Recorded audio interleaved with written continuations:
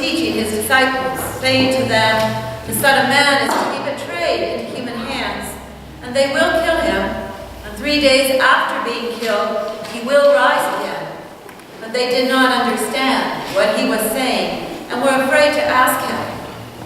Then they came to Capernaum, and when he was in the house, he asked them, "What are you arguing about on the way?"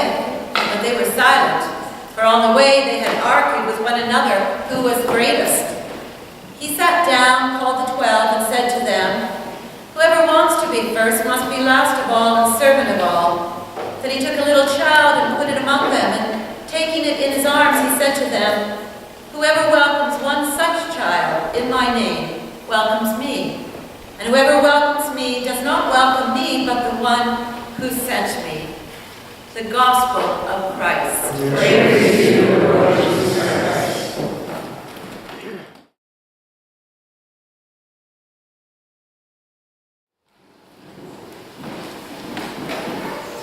Bless us, God, with your life-giving word. Amen. A small store owner was being pressured to sell a store to the owners of a large department store who had bought every building on the block except his. Frustrated by the man's refusal to sell, they eventually opened their huge store on either side of the small one, with a big banner running from one side to the other proclaiming in huge letters, "Grand Opening." Feeling equally frustrated, the small store owner did finally outsmart the large department store. Below the grand opening sign, across the front of his small store, the man put up a small banner over his door, "Main Entrance." As one simply and succinctly put it, wisdom is the ability to live life skillfully. Life is hard. We can feel like we're up against a mountain of problems. We can go through periods where every day it's tough. We go through struggles, stuff, whether financial or relationship or health issues. There is stuff that happens to all of us. And life is even harder when you don't have wisdom. Look at the person beside you. Life is even harder if they don't have wisdom. It's a whole new meaning when it's also the person beside you. When our lives are the lives of those who matter to us or we work with are characterized by deceptions or mistrust or harshness or animosity, discord or negativity, more than love and kindness and truthfulness, patience and faithfulness and compassion, it is likely we have fallen down the path of false wisdom. Think about the last time you lost your temper, spoke out of jealousy, or you were just in a bad mood. Now, notice I didn't say think about, I didn't say, sorry, I lost my place. I'm not asking you if you've ever spoken out of jealousy or a bad mood, but when was the last time? It is part of our fallen nature in a fallen world to feel slighted or frustrated, sometimes with cause and sometimes without. If everything is going wrong, the next person who innocently sees you may not know what hit them. It wasn't that long ago when someone said to me, "Janet, I'd rather you say nothing than say that." So when we feel we didn't get our way, or we're unappreciated, or slandered, or deceived, or ignored, or we think we are any of the above, we cling to what James identifies as a false wisdom. It has payback in it. It can manipulate. We live it out in our refusal to forgive a friend who hurt us. We decide to hold on to our bitterness a little bit longer. We live it out in our refusal to give help or aid whatever is needed. We hold on to our time or possessions a little too tightly. Or we easily become over-concerned about ourselves and we forget that the signs of false wisdom are bitterness and envy and selfish ambition. So James tells us that there is the wisdom that can move you forward, but if it is purely ego-driven, it can also lead to things like spite and accusations and deceptions and unethical practices. It is what he calls a graceless wisdom. We know how professional jealousies have worked havoc in our world, crushing someone who is a threat to the next promotion, the next deal. So what impact does this kind of wisdom have on our lives and our society? James explains, "For where you have envy, there you will find disorder and every evil practice." And then says, in contrast, true wisdom will provide a harvest of righteousness. So both types of wisdom have tremendous power. But the true wisdom is peace-loving. It isn't interested in the feuding of earthly wisdom. It longs for harmony and for people to get along, and for people to work through their differences, for people to be considerate, for people to care for each other, to show love, even to enemies. So one wisdom leads to chaos, disorder, damaged relationships, and painful fallouts, and we've all been part of that. And the other builds up a family and a community, friendships and nations, and demonstrates mercy and grace. James declares this type to be pure. It unites and reconciles. It doesn't divide and alienate. It is gentle. It doesn't demand the strictness of the law. It's open to reason, eager to obey and listen to the other side of the story, full of mercy and good fruits. This wisdom from Christ is compassionate to those in need. And it'd be like a picture which are now going from green to red of apple tree, so full of fruit that its branches are touching the ground. It is impartial and sincere, unbiased and genuine. It's a wisdom that knows forgiveness, that knows I'm really no better than the next person. A wisdom that is sincere. So this kind of wisdom doesn't need to make sure everything is in our favor. And boy, do we ever like that. Instead, it focuses on making sure everything is right and just, even if it means admitting we're wrong, even if that means the scales are weighed against us from time to time. It is a wisdom that seeks to know God's will and longs to do God's will, regardless of the situation. It is full of grace. So here's the question that we're considering and invited to consider today and in the week. What path of wisdom are you following? And who do you know that you consider wise and why? And that might be telling. So here's another photo up here that shows us when we ignore God's counsel, we're told it always leads to destruction. Life is hard, but when you think and act unwisely, it's even harder. And there's a wise saying that goes like this. A person becomes wise by watching what happens to them when they aren't. A person becomes wise by watching what happens to them when they aren't, which is kind of good news for us because it means also we learn by being unwise and then we adapt. How often have we or others know by our foolish decisions and the bad outcomes, we won't try that again.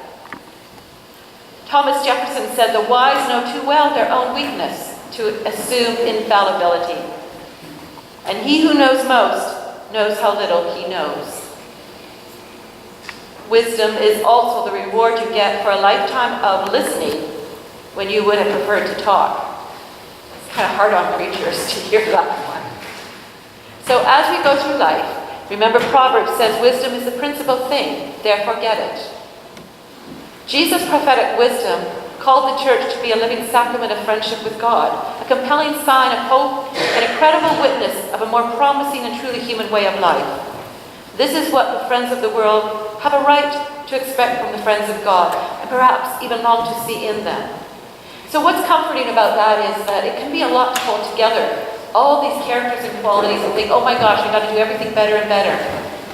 You can say that, but what James is saying and Jesus is saying, take a look at who you spend time with. Those are the relationships that are shaping and transforming you. And so what the crunch or the kernel of this message this morning is, are you hanging out with God? And if you hang out with God, He's going to rub off on you. If you hang out with Jesus, so think about that, because that's the way also. If you can say to someone, you made my life better, and if they can say to you, knowing you has made my life better, then there's no question that wisdom is happening and flourishing and thriving and growing and maturing. There is a story of two teachers that were once applying for the same vice principal position at a local high school. This is the third slide now. And one had been teaching a total of 5 years and the other a total of 20. And everyone expected the teacher with the greater experience to get the job. But when a decision was made, it was the person with 5 years teaching who was chosen. The teacher overlooked for the job complained bitterly. "I've got 20 years teaching to her 5, he cried. "I'm vastly more qualified." The school board's reply went like this: "Yes, sir, you do have 20 years teaching to her 5. But where she has 5 years experience, you have 1 year's experience repeated 20 times. Simply experiencing the passage of time doesn't mean we have grown or learned from the things we experienced during that time." And one bumper sticker put it really well. You're only young once. You're only young once, but you can be immature your whole life. So it seems to get a lot of airtime in the Bible, and Solomon's prayer is a beautiful one. He's just about to be king, and it's such a weight of responsibility. And he prays, "So God, give your servant a discerning heart to govern your people and to distinguish between right and wrong. For who is able to govern this great people of yours? Lord, you give wisdom, and from your mouth come knowledge and understanding."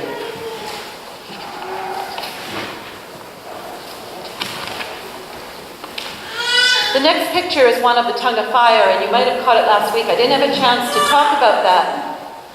But above all, it is reminding us that with false wisdom, we could be lighting fires all over the place and then walking away and not realizing how it's spreading, the harm of it and the pain of that.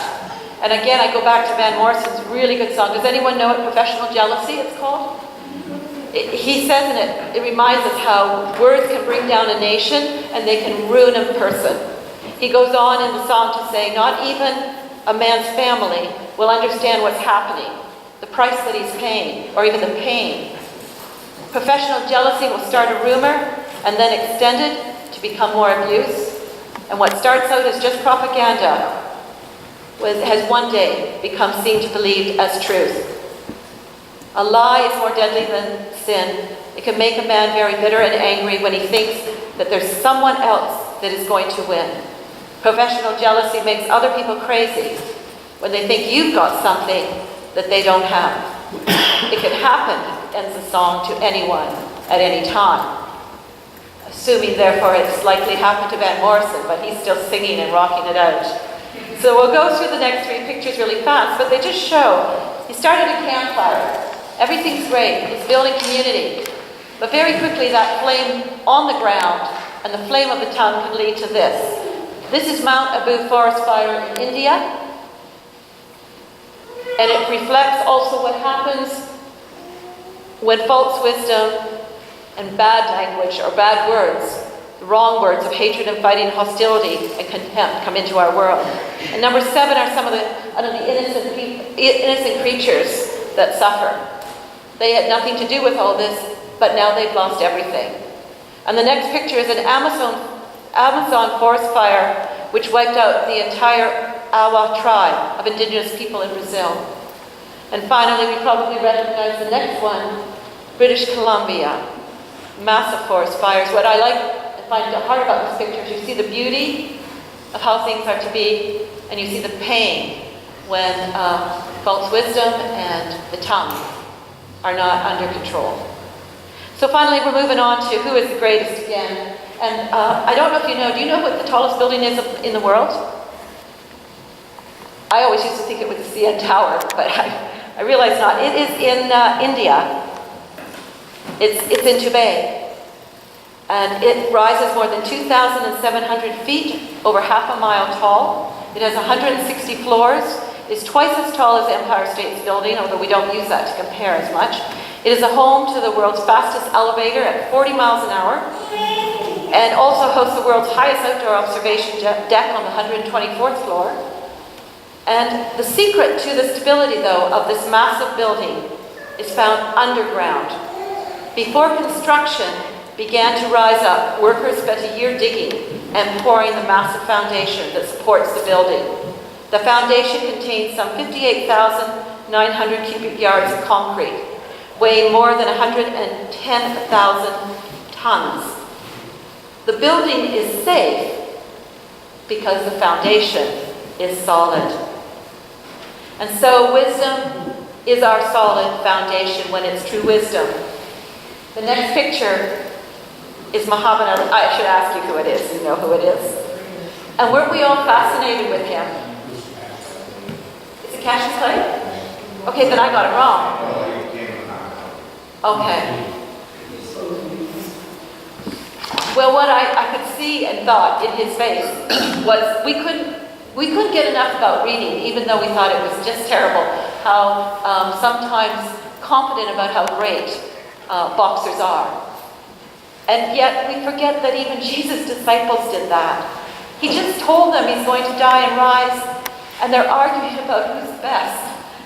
So if Jesus' disciples are vulnerable, we have to realize that we are all, that maybe somewhere in us we all crave that greatness, and we haven't put it in a healthy place. In basketball right now, and we love it in sports, will it be LeBron James or Michael Jordan? That's going on right now online.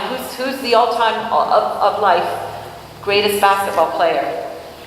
And then if you look at the next one, I remember as a youth seeing at the back of the comic books, we didn't have muscles yet, but I really felt badly for boys. This is how they had to look. That it was a lot of pressure on them, but there was a sense that if you really want to make it in life and be great, make it with the girls, there it is. It's not the truth, but there it goes. Then number 14, the next one. I was meeting with Don Colwell and I were visiting, and I found another mutual Maple Leaf fan, and we talked about who would be the next yet unnamed captain of the Toronto Maple Leafs. Morgan Riley, John Tavares, Austin Matthews, each had qualities and characters and excellence in the game. And this led me to thinking that in our lives we need wisdom because there are people that are looking to us to offer leadership. It may seem in a small way, it may be in a big way, but they're looking to us in our actions, and how important it is that we are grounded in our foundation of wisdom. I finally put one more up because I didn't want to, soccer is the favorite in my family growing up, and I didn't want to leave out soccer fans. But again, this is going on right now. Is it Cristiano Ronaldo? Or will it be Lionel Messi or Pele? And I'm out of touch with who would be the greatest, but I know that would matter to the boys and the men in my family. Finally, I just want to take us further to the next slide. We're reminded again once more in our lives that we're looking for knowledge and understanding and wisdom, and that there's a wealth of it that God provides in scriptures and in one another, that we open our minds and our hearts, and we see what the fruits of our lives are, to see maybe if our path is, we're a little bit off the path. And then finally, I want to close by the last picture to say that true friendship with God always unfolds in love for others. This is a wisdom that's not private and exclusive. It is not going to ever insulate us from the needs of others. It will help us to grow and mature in relation to others. A life of friendship with God, who is wise, links us to every human being who, like us, is loved by God and called to communion with God. As Aquinas assists, charity makes neighbors of us all. It calls us out of ourselves in love and service, and challenges us to become more attuned to the needs of our neighbors and how we might respond. So here we close by seeing all those named again, and then in the last slide of Jesus walking with children and adults and reminding us that a lot of the wisdom is in a child who is open in trust and wonder and curiosity and thirsty for knowledge, understanding, discernment, and wisdom. Amen. Amen.